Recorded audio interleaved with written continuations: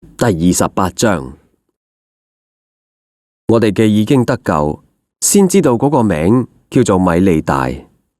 土人看待我哋有非常嘅情分，係因為當時落雨，天氣又凍，就生火接待我哋眾人。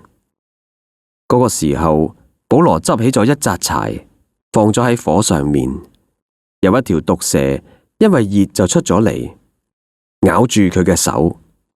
土人睇見嗰條毒蛇掛咗喺佢嘅手上，就彼此嘅話：呢個人係個兇手，雖然從海上面救佢上嚟，天理仲係唔俾佢存活啊！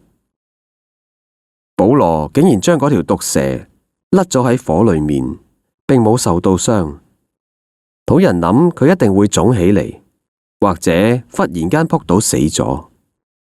觀察咗好耐嘅時候，見佢冇事，就轉念話：佢係個神啊！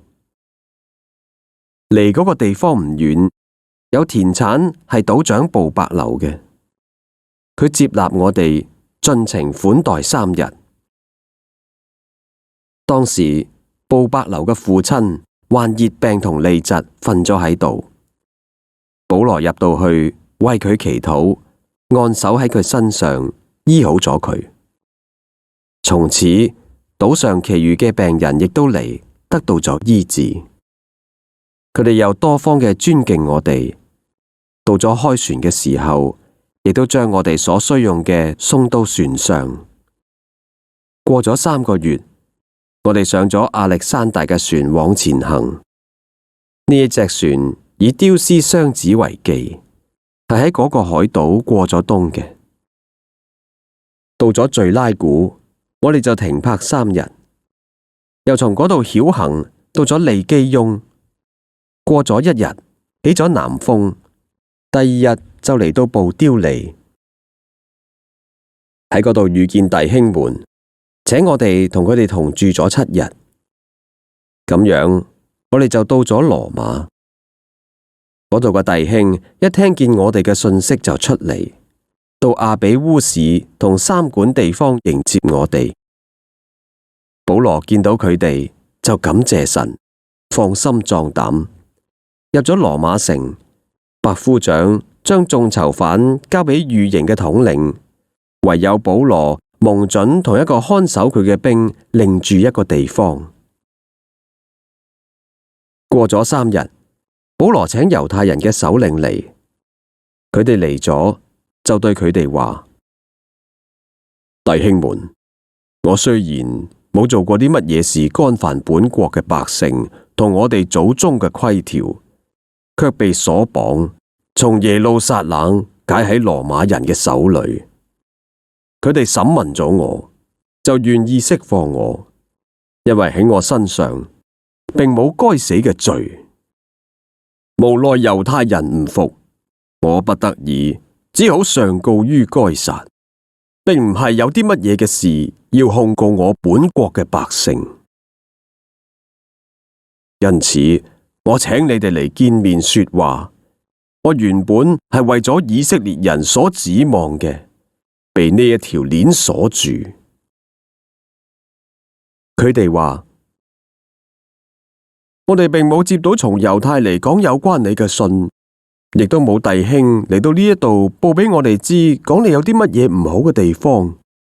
但我哋願意聽你嘅意見係點樣，因為呢一個教派，我哋知道係到處被毀謗嘅。佢哋同保羅約定咗日子，就有好多嘅人到佢嘅寓所嗰度嚟。保羅從早到晚對佢哋講論呢一啲事，證明神國嘅道，引摩西嘅律法同埋先知嘅書，以耶穌嘅事勸勉佢哋。佢所講嘅說話，有信嘅，有唔信嘅。佢哋彼此不合，就散開咗啦。未散以先，保羅講咗一句說話，話聖靈藉先知以賽亞向你哋祖宗所講嘅說話係冇錯嘅。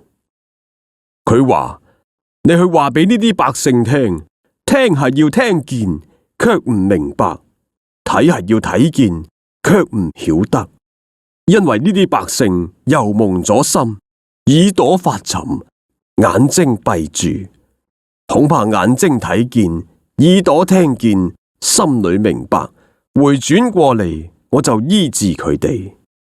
所以你哋當知道，神呢一個救恩，如今傳俾外邦人，佢哋亦都一定聽受。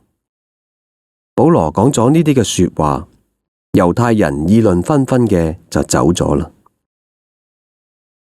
保羅喺自己所租嘅房裏面住咗足足2年，凡嚟見佢嘅人，佢全部都接待，放膽傳講神國嘅道，將主耶穌基督嘅事教導人，並冇人禁止。